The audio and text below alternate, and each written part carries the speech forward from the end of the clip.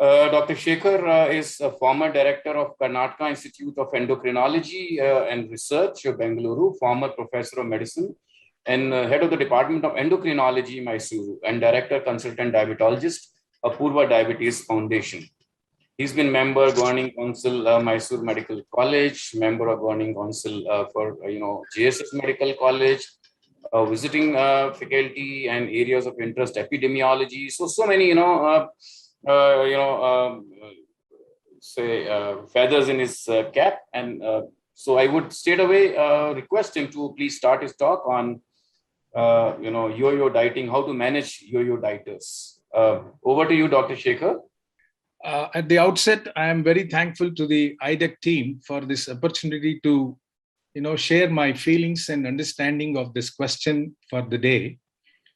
But I'm sure the evidence medicine rather EBM pundits will be a tad bit disappointed with me because I do not have very strong evidence for this.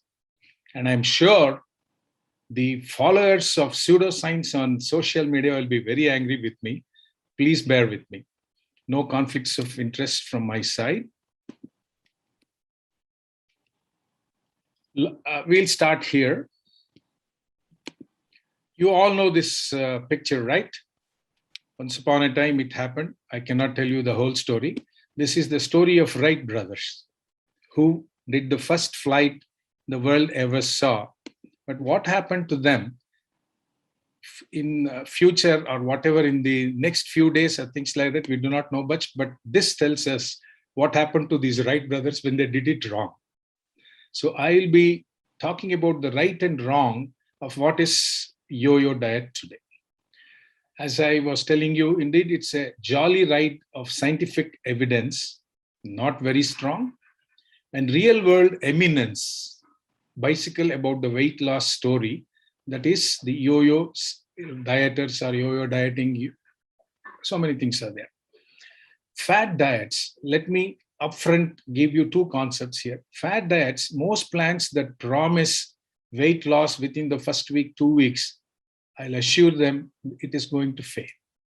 Because even if there is weight loss, the diet itself is difficult to sustain. And my predecessors have fantastically spoken, and you know how Anjana was so emotional about what she wanted to present. And a better way to lose weight is to eat with your health in mind. So fat diets on one end and then healthy eating on the other end would be the balance that we are looking at. How do we do that is the question that we'll see. Vicious diet cycle. You all know, diet you start because you're worried, body shaming, so many funny things, psychological, health issues, etc. Start dieting, you decrease your calories, famine response, you lose weight and metabolic rate comes down. The whole story happens like this. It goes back. Once complacency kicks in, oh, I have lost weight, I'm doing well, I have to improve my taste buds, the repeat cycle occurs. Diet cycle is a vicious cycle. This is what we have to understand really. Now, the question asked would be, is it a villain or a scapegoat? As on 2021, August or September, we need to look at dieting, whether it is the villain of the century or it's a scapegoat of all possible scientific discourses and pseudoscience that has been thrown around in the social media. And research has generated so much of controversies over the years, at least for the last 2 decades. And this controversy has spilled over into the public domain. You know, the social media, especially as eating disorders and obesity. And we do not talk much about the so-called obesity, regaining your weight and becoming obese, a little bit more obese than what you were earlier.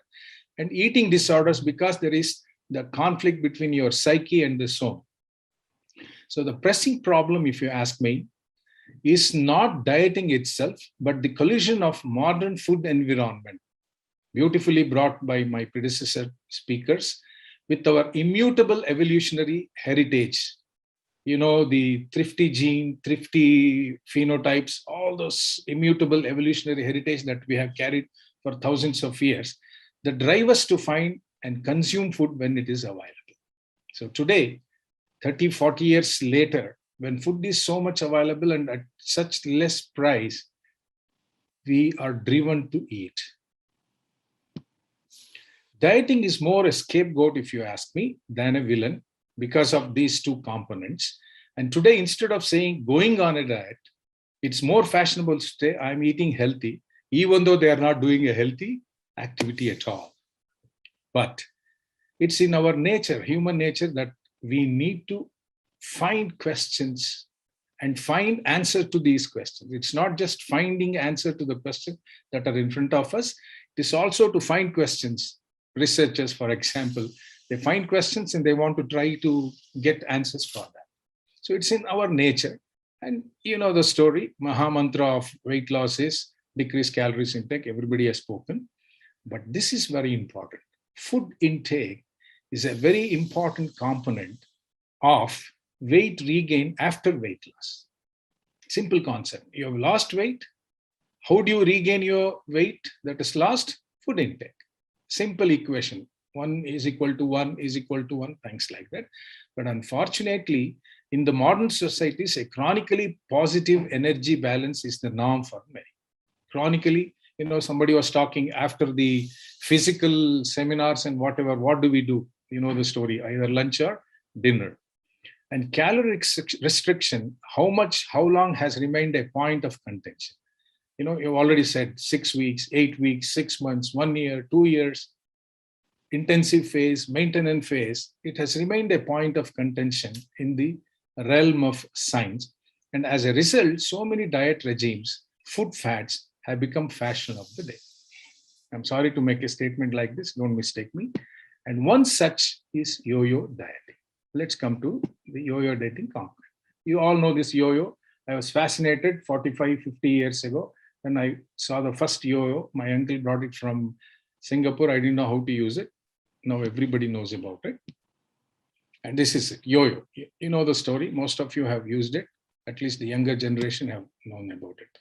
But the issue is yo-yo effect, yo-yo dieting was coined by Kelly D. Brownell, who is, of course, he's still there, psychologist and a public health scholar, not a fantastic researcher into diets and weight loss and metabolism, etc. like that. It came from him.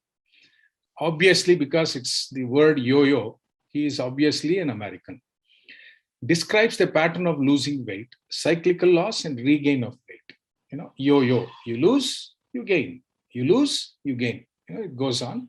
And when it is done by diet, it is called yo-yo dieting. Otherwise, many features are there. It is called weight cycling. The generic term is weight cycling. You keep cycling your weight. Clean dress, put them, dirty dress. Clean dress, the story goes on. And who does this yo-yo diet are yo-yo dieters. Simple. Why not call it Caesar dieting? This is what I was talking about, because yo-yo dieting is about losing good amount of weight, regaining good amount of weight. 20 kgs, 15 kgs, and regain the 20, 25 kgs. And seesaw, if you have seen seesaw, you cannot go so high, you cannot go so low. So seesaw dieting also, I would request some of Dr. Anjali, Dr. Anjana to look at it and bring a concept of seesaw dieting in India. Why follow Americans? In simple terms, yo-yo dieting is this: the diet, the plateau, the fall off, and the relapse. It goes on, the cycle goes on. Diet, when they become very conscious of their weight, extreme crash diet, weight loss, metabolism slows down, they hit a plateau. Then, unable to lose anything more, they lose interest in that, they start eating, relapses. It's a very tasteless, very colorful, but very tasteless concept of yo-yo dieting. But when you put you into yo-yo, it becomes you. So it is you which is very important, the central figure in this cycle, the vicious cycle of diet or yo-yo dieting, simple concept. And bad effects of yo-yo dieting: muscle loss, weakness, demotivation. I have highlighted it. And there is a huge list. And when you Google it or when you have your scientific components with you, there are so much. But everybody has spoken about weight loss is not just about fat loss. It's also significant amount of muscle, bone, etc., etc. That is the very bad effect. And the whole thing, we'll talk about it a little bit later. But that brings to the concept of skinny fat person. A dieter who has been going on diet becomes a yo-yo dieter, becomes a skinny fat person. Their arms and legs are skinny or thinner, and they have their central portion in a bigger manner. This is the biggest problem that we are facing with so-called dieting and diet fats that has happened. And you know the story, muscle and fat lost, only fat mainly comes back, muscle doesn't come back unless, as Dr. Nambiar was talking about strength exercises, etc. Muscle is not brought, things happen.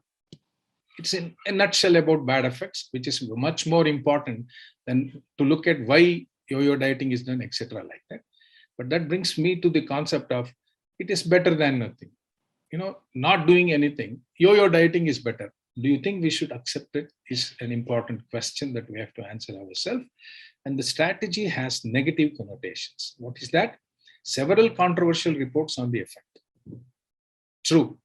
I don't like you. I want to disprove you. It happens. Some weight cycling is linked to a net increase in weight gain and body fat, and some other scientific discourse says no adverse metabolic effects is seen. But mind you, it is not very strong. The scientific evidence is not strong either for weight gain or so-called abnormal metabolic effects. But the focus has been on short-term outcomes. All their focus is on short-term outcomes, not next 2 years, 5 years, 10 years of the person's life. Let's not call them as patients. Okay? So this is where we have to rechange our activities, and majority of the so-called concepts of these dieting, etc., have come from animal studies, and it is inconsistent. You all know the story. That brings me to certain thoughts which I have added on in the last 2 days about, are there non-medical concepts which can be put into our thinking process in the medical science and look at it. And 2 or 3 I have come across. The first one is summer matter cycle. Summer matter is nothing to do with summer and matter. It's a person. He was a Swiss nutritional physiologist.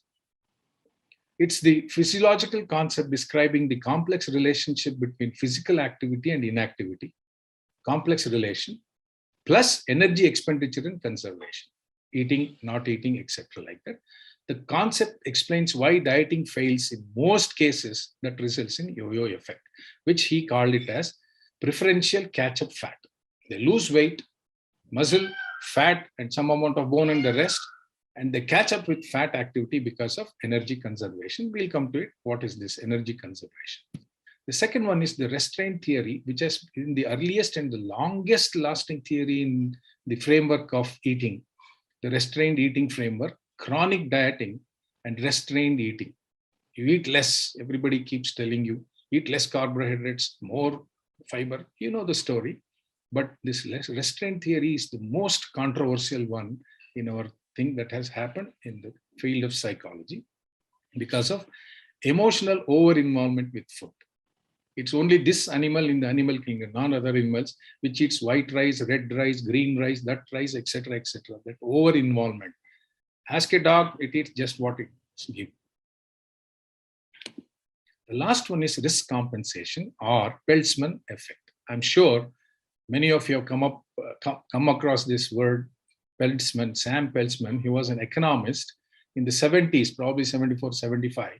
He wrote a paper on effects of safety belts in accidents and deaths. And he, it was shocking to the world at the time, 30, 40 years ago, stating that safety belts have paradoxically increased morbidity and mortality because of highway accidents. Why? That's called as risk compensation. People typically adjust their behavior in response to perceived level of risk. There is a higher risk, you adjust. Classic in COVID-19 times. When the risk comes down, everybody goes out and has gala time.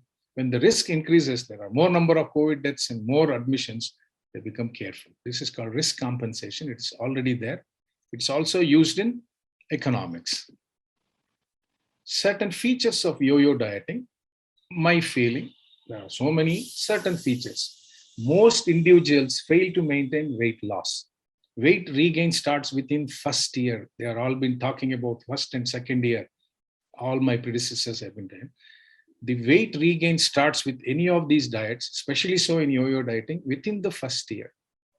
And pre-intervention, intervention or whatever you want to call it, weight regain will be occurred within 2 to 5 years, or they surpass it. The limiting or preferential avoiding of weight cycling in the first year of weight loss appears to be the crucial important component.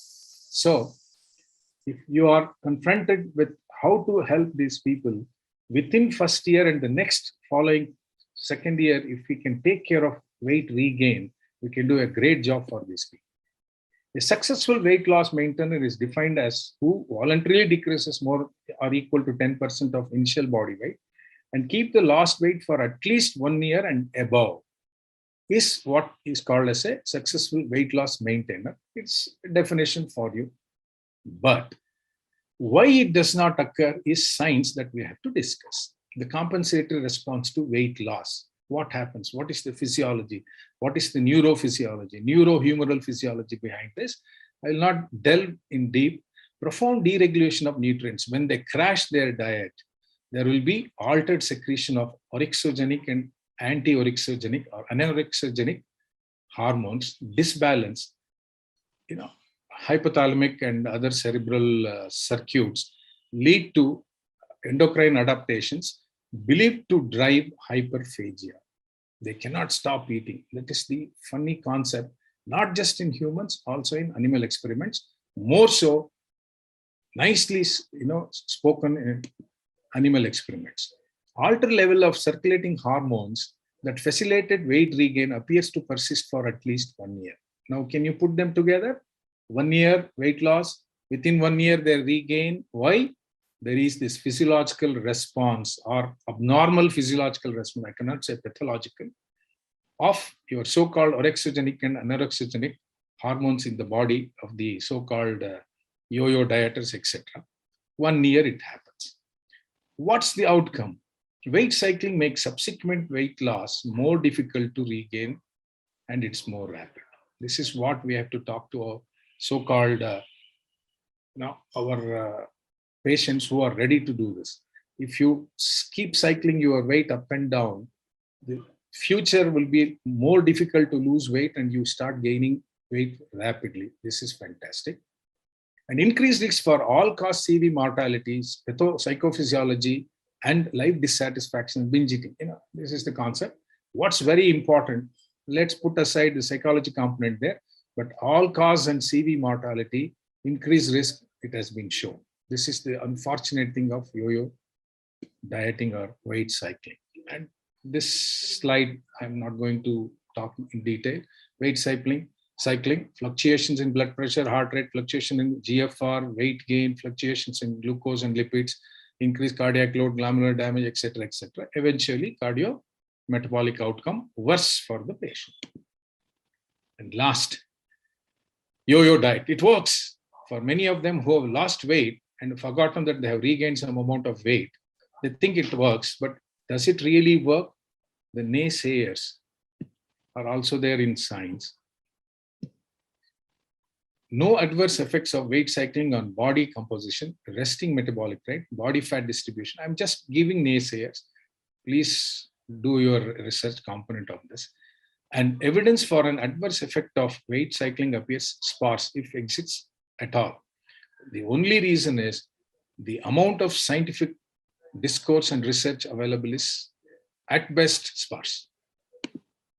So some tips how to go about it, how to help yo-yo dieters.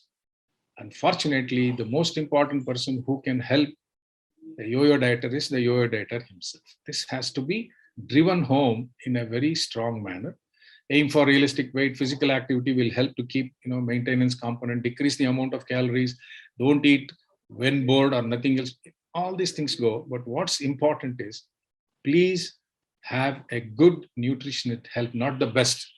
Go through the Google, oh, this is the best nutritionist. Let me go to them. They are very busy and it will not help. This is my tips that I'm going to give.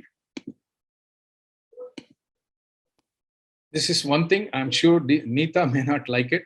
Precision nutrition, I just picked it up in the last minute. Yo-yo dieting, which we are talking, it's not good for it. And reverse dieting, which has already been there in our so-called practice, especially so in the bodybuilders and athletes. You know, they want to lose weight, significant calorie restriction, they lose weight, and slowly they start increasing their calories, called as reverse dieting. Let's see. So people who really want to lose weight and the psychosomatic and psychosocial components make them yo-yo dieters. You can try reverse dieting. I'm just trying to tell you, you can try. Dr. Neeta and others may not agree. They may pounce on me on this. To summarize, weight loss is extremely challenging since eating patterns are difficult to change. We all have to agree. Weight loss is associated with adaptive physiological process already mentioned that leads to starvation response and hyperphagia eating. Negative energy balance stemming from severe calorie restriction, strong counter-regulatory stimuli kick in. We have to be very careful with this. Make widespread changes to food environment. You know, one of the chairperson was saying it is so difficult to make a person change, but the environment to change is much more difficult. Refocus the concern on true source of obsessions with eating, weight and dieting. A food environment that is unhealthy as tobacco environment. You all remember 50s, it was very popular to smoke. You all know the story. And switching from an obesogenic to a healthier diet is necessary to lose weight. And the catch thing is, what is obesogenic versus healthy diet? I leave it to you for successful and sustainable weight loss. Conclude, yo-yo dieting is a consequence of interplay amongst various factors I've just mentioned. Over time, small changes make a big difference, resulting in sustainable weight loss. So one step at a time, baby steps at a time makes a better sense. And paradigm of fast versus slow weight loss still lacks solid experimental proof. I should accept this. Self-discipline remains vital. The rest, you all know the story. Thank you for this. Anything is possible when you have the right people there to support you. And I'm sure we should be the right people for the patients. Thank you. Thank you. Thank you, Dr. Shekhar, for that enlightening talk. Before I ask the question, I hand over to my co-chairperson, Dr. Arvinda. Talk, Dr. Shekhar sir. We always knew about yo-yo toy and yo-yo anything also. So, but this one was a different topic. Like, sir, wanted to ask, like in a clinical practice, do you suggest yo-yo dieting to any of your patients? I have never suggested yo-yo diet. So because we know now so much of various types of dieting are there in the market. So people are getting confused by the social media and the various network they have got. So every day and night, every day, I'm sure people will come and ask you, sir, I'm doing this diet. I saw this diet. I'm doing this. And I always tell them, you do a simple diabetic diet. There is nothing like diabetic diet. Simple individualized diet, which my dietitian tells you, just follow that. Don't do extremes of dieting, because ultimately after 6 months or 1 year you're going to stop and it will rebound. You will find a more gain of weight and all those things. That is what your talk, the presentation was like that, sir. So any opinion on this, sir? Yeah, may I make a comment on this? Yes, madam. Yes, madam. Yeah. I feel that yo-yo dieting is not a diet in itself. It's more a consequence of failed attempts at diet, and weight regain happens because of a variety of factors. So now that we recognize obesity as a chronic disease because of the hormonal imbalances that happen after weight loss has happened and the maintenance period is difficult, I think there could be a role for pharmacotherapy after weight loss has happened in order to balance out the hormones. Like, for example, the GLP-1, all the hunger hormones which start to go up and the satiety hormones which start to go in the wrong direction. So pharmacotherapy may be the answer once weight has been lost, and that would be the one to prevent yo-yo dieting. because weight maintenance may be better with pharmacotherapy because we know it is a disease. Issue is, way back 2005, I remember I had given a talk on hypothalamo-enteroinsular axis. I urge and I request all of you to, do your homework. When we look at that, it is not pharmacotherapy that's going to really save the day for obese people, or the so-called disease component or low-grade inflammation, whatever you want to talk about in science. It is how you reset the hypothalamo-enteroinsular axis. Entero component, there are 8 hormones. Let's not talk about it. And all it requires to reset this is simple diet and exercise. So I still strongly believe in the so-called lifestyle modification vis-a-vis, or the non-dietary or non-pharmacological concept vis-a-vis pharmacological. And it is my personal opinion. I'm open to criticism. Pharmacology is not going to help obese people. Whatever the pharma-driven thing that has happened. Even then, the pharmacology, we don't have much drug for the treatment of obesity, isn't it, sir? So apart from Orlistat, there are no other major drugs available. Now we talk about GLP-1. No, I know Dr. Arvinda spoke yesterday. I was also listening to him. So he's all, pepped up to say, no, drugs will help obese people. Okay. Yeah, Dr. Shekhar, I also would like to ask one question. Yes. Before that, first of all, your picture is very clear now, at least during question and answer. So my question is that, we have so many diets, fancy diets, and everybody wants to lose weight. The moment you don't do, you fail in your losing weight. There is some amount of depression also, these people have psychologically. And especially, if we see overall percentage wise, I think yo-yo dieting is the most commonly followed by everyone, because you do something, you get some, gain, lose weight. So results are there, and then you again gain, but it gives you depression. So what I want to know is, like, something is better, as you said, yo-yo dieting. How to counsel these people, because the most important, I think, is a psychological counseling, which they have to understand, because they get, it's a vicious cycle then. Losing weight, gaining weight, depression, eating more, and again, losing weight. So ultimately they fail over time. See, Dr. Neeta has made it very clear. Yo-yo dieting is not a prescription or a so-called component in our armamentarium. It is the effect of people's, I cannot say misbehavior, people's probably abnormal behavior. But to answer your question, there are 2 things that I would like to tell. One is, if you remember, it came from a non-medical person. I don't remember offhand the name. Diet is what we eat, and nutrition is what we should eat. So I would urge all physicians and all the so-called people who want to help these people to talk about nutrition and not diet. Yeah. I don't know how Neeta and Anjali will look at it. The second component is, once there is a food environment, it is impossible for you and me also to stop eating. So simply, KISS principle, keep it simple. The last S is for stupid, for the doctor or for the patient. Keep it simple.